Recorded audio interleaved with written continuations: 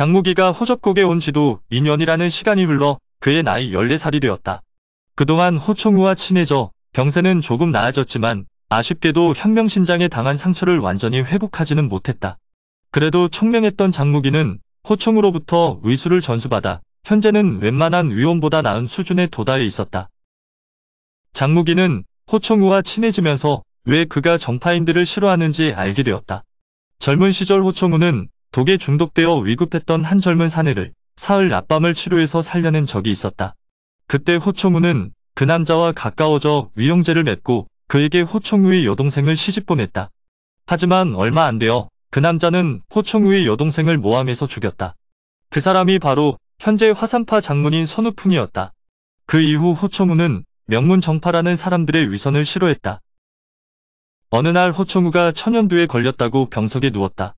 장무기는 전염병이 옮는다고 잠시 다른 곳에 있다가 오라는 호총우의 말을 듣지 않고 남아서 호총우의 간병을 돕았다. 며칠 뒤 말발굽 소리가 들리더니 밖에서 호총우를 찾는 소리가 들렸다. 장무기가 나가서 보니 화산파 장문 선우풍의 제자 3사람이 호총우에게 치료받으러 왔다고 했다. 그런데 잠시 뒤에 공동파 성수가람 간첩이 다른 한 명과 함께 부상당한 몸으로 찾아와 호총우를 찾았다. 그 뒤로도 여러 사람이 서로 부축해가며 호접국으로 들어오더니 호총우를 찾았다. 장무기는 이상한 생각이 들었다. 호총우는 지금까지 숨어 살았다.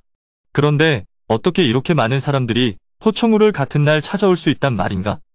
거기다 명교 사람만 치료한다는 호총우를 찾아온 사람들은 모두 강호에서 이름 날리는 정파 사람들이었다.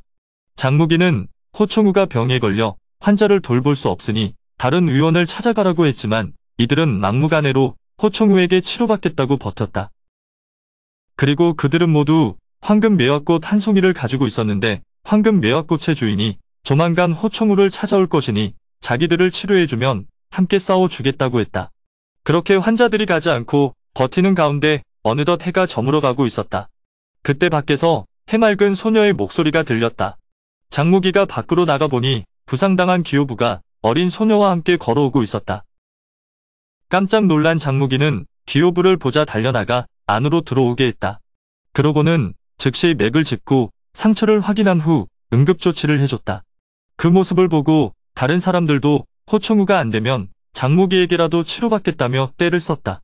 일단 호총우의 허락을 받고 환자들에게 응급처치를 해준 장무기는 다음날 기호부를 불러 어떻게 된 일인지 물었다.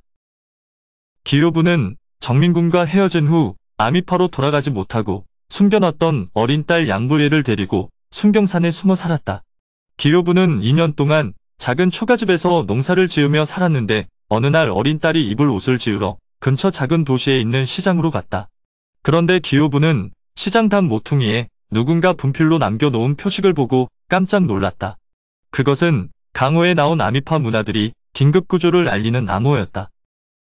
기호부는 곰곰이 생각해 보았다.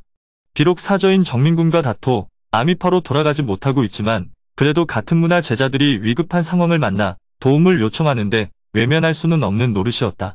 그 길로 기호부는 양부애를 데리고 표식이 가리키는 대로 봉양성을 향해 출발했다. 봉양성에 도착해 아미파 암호를 찾은 기호부는 그 표식이 가리키는 대로 임회각주로 2층으로 갔다.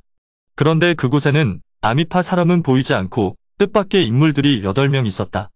화산파의 설공원과 그 사형제들, 그리고 공동파의 성수가람 간첩과 그 사형제들이었다. 기호부는 이미 그들과 아는 사이인지라 인사를 하고 합석했다. 하지만 아무리 기다려도 아미파는 오지 않았다. 밤이 깊어졌을 때 신검문과 개방도 도착했다. 그러고 보니 임회각에 모인 사람들은 모두 9개 문파의 총 15명이었다. 이쯤 되니 사람들도 뭔가 이상하다는 생각을 했다. 9개 문파의 암호는 서로 다를 텐데 어떻게 알고 이렇게 각기 다른 문파 사람들을 한자리에 모이게 했을까? 사람들은 모두 누군가 의도적으로 자기들을 이 자리로 모았다는 것을 알았다.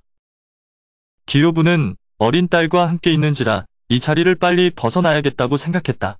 그래서 딸을 데리고 계단을 내려가려고 하는데 밑에서 기침 소리가 들리더니 허리가 굽은 백발 노파가 머리 모양이 둥근 궤장을 바닥에 짚으면서 올라오고 있었다. 그 옆에는 10살이 조금 지나 보이는 어린 소녀가 노파를 부축하고 있었다. 기호부는 노파에게 길을 양보해 주려고 옆으로 비켜섰다. 그런데 이상한 것이 눈에 들어왔다. 옷차림을 봐서는 가난한 노파처럼 보이는데 왼손에는 황금빛 염주를 들고 있었던 것이었다. 그 염주는 모두 108개의 순금알로 되어 있었고 그 한 알 한 알마다 매화꽃송이 모양이 새겨져 있었다. 노파가 품속에서 황금 매화꽃 한 송이를 꺼내더니 혼잣말처럼 겨우 15분인가? 하고 말했다. 순간 귀가 밝은 강호인들의 시선이 이 노파에게 쏠렸다. 노파는 무당파와 곤륜파는 안 왔냐고 했다.